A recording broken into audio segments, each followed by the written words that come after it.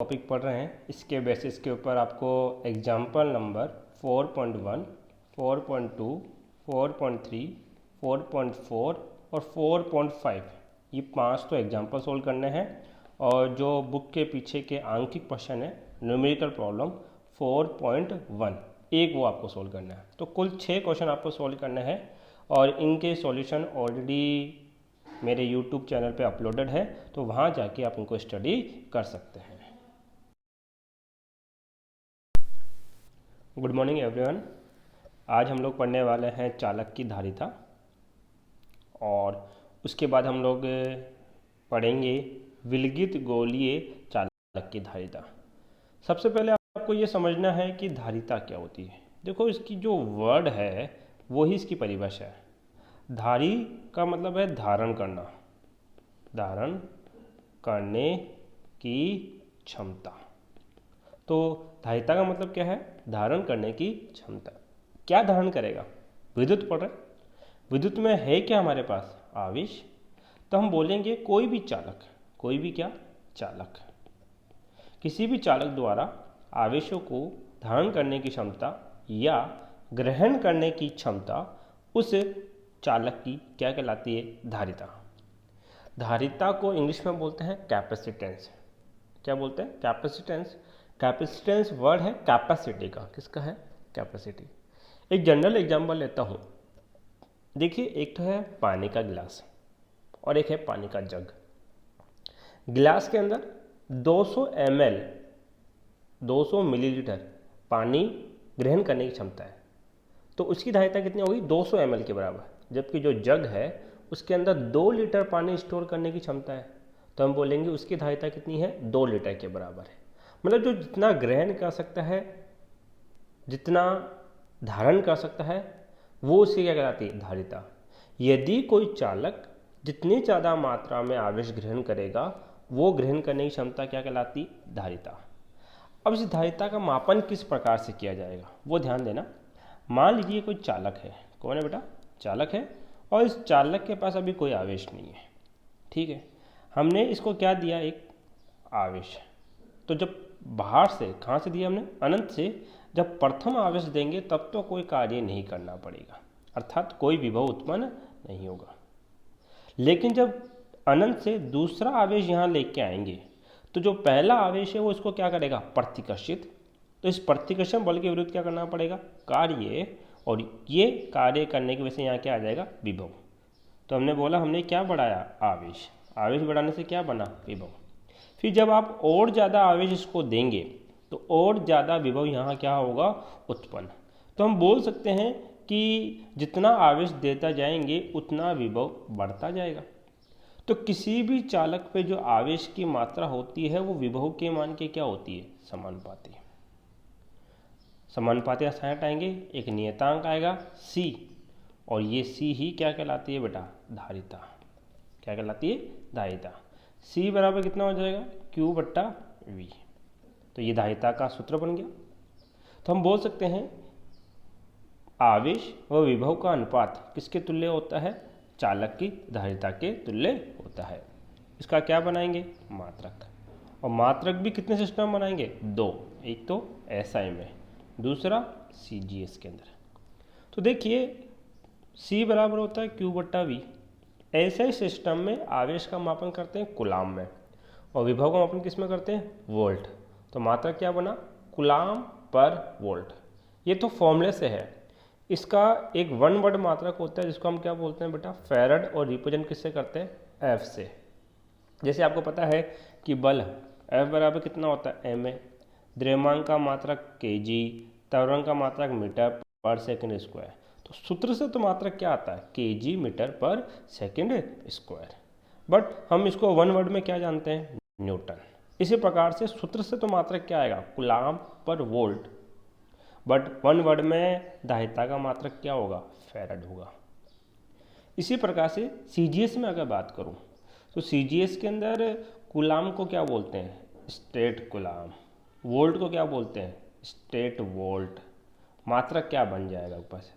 State farad. क्या बनेगा? State farad.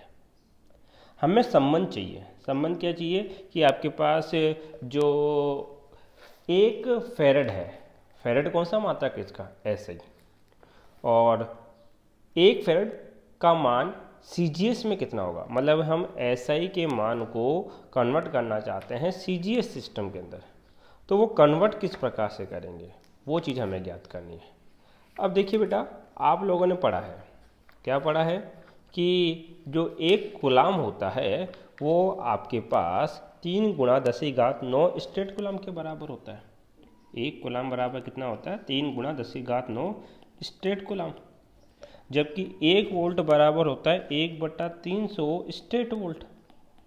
तो हम बोलेंगे एक फेरेड क्या होगा, देखो एक कैपेसिटर का मात्रक सूत्र क्या है, Q/V, कैपेसिटर का मात्रक हो गया 1 फेरेड, वो बराबर होगा 1 कूलाम बट्टा 1 वोल्ट के। 1 फेरेड बराबर 1 कूलाम कितना होता है, 3 × 10⁹ स्ट्रेट कूलाम बट्टा 1 वोल्ट कितना होता है, 1/300 × स्ट्रेट वोल्ट। यहाँ से लिख सकते हैं 1 फेरेड इक्वल टू 300 ऊपर जाएगा कितना हो जाएगा, 300 × 3 900 × 10⁹ क्या बन गया, स्ट्रेट फेरेड। क्लियर है। तो 1 फेरेड इक्वल टू, अब ये 2 जीरो इसके लगा दो तो कितना हो जाएगा, 9 × 10⁻11 स्ट्रेट फेरेड। ये कौन सा है, SI, ये क्या है, CGS। तो हम बोलेंगे 1 फेरेड बराबर होता है 9 × 10⁻11 स्ट्रेट फेरेड के। अब ध्यान दीजिए, यहाँ पे 2 क्वेश्चन करा रहा हूँ जो बोर्ड ने पूछे हैं, छोटे क्वेश्चन। क्या है, आपने पढ़ा है कि Q और V में संबंध कैसा है, समानुपाती का। Q और V में संबंध कैसा है, समानुपाती का। इसलिए जब आप Q और V के मध्य ग्राफ बनाएंगे तो ग्राफ कैसा है, एक सीधी रेखा। ग्राफ सीधी रेखा हो तो यहाँ क्या बनाओगे, थीटा। क्या बनाओगे, थीटा। C बराबर क्या पढ़ा था, Q/V। और आपने 11th क्लास में पढ़ा है, अगर इस त्रिभुज में मैं क्या निकालता हूँ, tan थीटा। क्या निकालता हूँ, tan थीटा। tan थीटा क्या होता है, लंब बट्टे आधार। तो लंब कितना है, Q, आधार कितना है, V। तो Q/V, Q/V का अनुपात किसके बराबर होता है, C के, अर्थात C। अर्थात हम बोल सकते हैं यदि आप Q और V के मध्य ग्राफ बनाएंगे तो ग्राफ एक सीधी रेखा आएगी, और उस सीधी रेखा में यदि आपने थीटा का मान निकाला, किसका मान निकाला, थीटा, अर्थात tan थीटा का मान निकाला, तो जो tan थीटा का मान होगा वो किसको दर्शाएगा, धारिता C को दर्शाएगा। अब tan थीटा का मान जितना बड़ा होगा धारिता का मान भी उतना ज़्यादा होगा। कंफर्म है तीसरी बात। देखिए एक छोटा सा कंसेप्ट है, यदि आप ये y एक्सिस है और ये x एक्सिस है और इसमें कोई धारिता है, उस धारिता का क्या, एक रेखा बना रखी है और उस रेखा का आप क्या निकालते हैं, स्लोप, ढलान। और ढलान निकालने के लिए आपको क्या निकालना पड़ता है, tan थीटा। तो tan थीटा सदैव y और x अक्ष का क्या आती है, अनुपात। तो ये बात हमने यहाँ बोली। तो यहाँ हम बोलेंगे जितना ज़्यादा tan थीटा होगा उतना ज़्यादा मान होगा किसके, धारिता के। अब यहाँ पे क्वेश्चन क्या पूछा गया था उसको समझिए। देखिए ये Q और ये V के मध्य 2 ग्राफ बनाए गए, 2 अलग अलग के। पहले की धारिता C1, दूसरे की धारिता C2, और पूछा गया बताओ कौन सी धारिता बड़ी है और कौन सी धारिता छोटी है। तो हम बोलेंगे प्रथम के साथ कौन बन रहा है, θ1, दूसरे के साथ कौन बन रहा है, θ2। तो हम बोल सकते हैं θ1 बड़ा है किससे, θ2 से। जिसका थीटा ज़्यादा होगा उसके tan थीटा का मान भी बड़ा होगा किससे, tan θ2 से। और tan किसको दर्शाता है यहाँ पे, धारिता C को, क्योंकि ग्राफ Q और V, ध्यान देना ग्राफ Q और V का होना चाहिए। तो यहाँ पे हम बोलेंगे C1 बड़ा है किससे, C2 से। अब एग्जामिनर कंफ्यूज करने के लिए क्या करता है, ग्राफ बनाता है V और Q के बीच में, किसमें, V और Q के बीच में। अब जो ढलान होगा वो कितना होगा, थीटा। तो हम बोलेंगे अब यहाँ पे tan थीटा क्या बताएगा। देखो मैंने ऊपर क्या बोला, tan थीटा सदैव y और x अक्ष का अनुपात होता है। तो इस बार y अक्ष पे कौन है, v, x अक्ष पे कौन है, q। क्लियर है। बट्टे में क्या मान लो, 1। ऐसा करो इसको उल्टा करो तो 1 बट्टा क्या हो जाएगा, tan थीटा बराबर क्या होगा, Q/V। और Q/V को क्या लिखते हैं, C। अर्थात यदि V और Q के मध्य ग्राफ है तो वहाँ पे सी किसके बराबर है, 1/tan थीटा के। अब tan थीटा बड़ा होगा तो सी का मान क्या आएगा, कम। अब वही क्वेश्चन, दो धारिता दे रखी C1 और C2, पहले के साथ कोण θ1, दूसरे के साथ कोण कितना है, θ2। अब इस कंसेप्ट के अकॉर्डिंग क्या बोलेंगे, θ1 बड़ा है किससे, θ2 से। tan θ1 भी बड़ा होगा किससे, tan θ2 से, लेकिन जिसका tan थीटा ज़्यादा, इस अवस्था में C का मान क्या हो जाएगा, कम। तो tan θ1 की वजह से धारिता कितनी है, C1, और tan θ2 की वजह से धारिता कितनी है, C2। जिसकी tan थीटा ज़्यादा उसकी धारिता क्या, कम। तो इस बार C1 छोटा होगा और C2 क्या होगा, कम। और यह अंतर आया इस अक्ष की वजह से। एक बार आप V और Q के मध्य ग्राफ बना रहे हैं और एक बार आप Q और V के मध्य ग्राफ बना रहे हैं, तो दोनों को ध्यान से समझना। देखिए इतना जो पढ़ा है उसको नोट्स में किस प्रकार से लिखा गया है। तो चालक की धारिता, धारिता का मतलब क्या है, किसी चालक द्वारा आवेशों को ग्रहण करने की क्षमता क्या कहलाती है, उसकी विद्युत धारिता। आवेश और विभव क्या है, समानुपाती। समानुपाती हटाया कांस्टेंट कितना आया, सी को क्या बोला जाता है, समानुपाती नियतांक, जिसे चालक की क्या कहते हैं, धारिता कहते हैं। सी बराबर कितना आया, Q/V।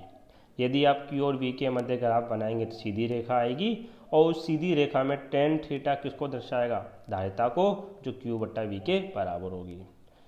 मात्रक क्या बनेगा, कूलाम पर वोल्ट। ऐसे सिस्टम में क्या होता है, फैराड। अब इसकी विमा भी बता देता हूँ। तो कूलाम की विमा क्या होती है, A1T1। देखो आपने पढ़ा है ना, I बराबर Q/T, तो Q बराबर कितना, IT। इसका मात्रक कूलाम, एम्पियर सेकेंड। एम्पियर की विमा A1 और सेकेंड की विमा T1। तो कूलाम की विमा कितनी होगी, A1T1। क्या वोल्ट की विमा किसी को याद है, नहीं है तो बना लो, क्या दिक्कत है। आपने V बराबर पढ़ा W/Q। अब आपको कार्य की विमा भी याद नहीं होगी। कार्य क्या होता है, बल गुणा विस्थापन, बल गुणा विस्थापन बट्टा Q। अब आई थिंक आपको बल की विमा तो याद होनी चाहिए, F। इसकी विमा होती है m1L1T-2। विस्थापन की विमा होती है L1, और आवेश की विमा कितनी होती है, A1T1। तो यहाँ से आपके पास V की विमा आ गई कितनी, m1L1T-2 L1, और जो भी बट्टे हैं वो ऊपर चल जाएगा, अर्थात ऊपर क्या जाने वाला है आपके पास, A1T1। सोल्व कर लो, A1 A2 T2 upon m1 L1 L1 L2 T-2। ऊपर लेके जाओ, m1 ऊपर जाएगा m-1, L1 ऊपर जाएगा L-2, T-2 ऊपर जाएगा तो क्या हो जाएगा, +2, और +2 पहले से ही है, तो T+4 और A+2। तो विमा कितनी हो गई, m-1 L-2 T4 A2। CGS मात्रक, 1 फैराड होता है 1 कूलाम 1 वोल्ट। 1 कूलाम बराबर होता है 3 × 10⁹ स्टेट कूलाम। 1 वोल्ट बराबर होता है 1/300 स्टेट वोल्ट। तो 1 फैराड कितना हो जाएगा, 1 कूलाम की जगह रख दिया 3 × 10⁹ स्टेट कूलाम, और 1 वोल्ट की जगह रखा 1/300 स्टेट वोल्ट। सोल्व किया, 300 ऊपर गया, 300 × 3 900 10⁹, जिसको लिख सकते हैं 9 × 10⁻11, अर्थात 1 फैराड होता है 9 × 10⁻11 स्टेट वोल्ट। अब वही दो नोट जो मैंने बताए थे, यदि Q और V के मध्य ग्राफ है तो जिसका थीटा ज़्यादा होगा उसकी धारिता भी क्या होगी, ज़्यादा। और यदि V और Q के मध्य ग्राफ है तो जिसका थीटा कम होगा, ज़्यादा होगा, उसकी धारिता क्या होगी, कम। तो यहाँ C1 कम होगा किससे, C2 से। दूसरा भाग जो हमें पढ़ना है वो है विलगित गोलीय चालक की धारिता। बहुत छोटा सा कंसेप्ट आपके पास है। एक हमने चालक गोला ले लिया जिसकी त्रिज्या कितनी है, स्मॉल r है। त्रिज्या कितनी मान ली हमने, स्मॉल r। कुछ भी मान सकते हो, स्मॉल r मानो, कैपिटल R मानो, आपकी चॉइस है बेटा। इस पर कितना आवेश है, Q।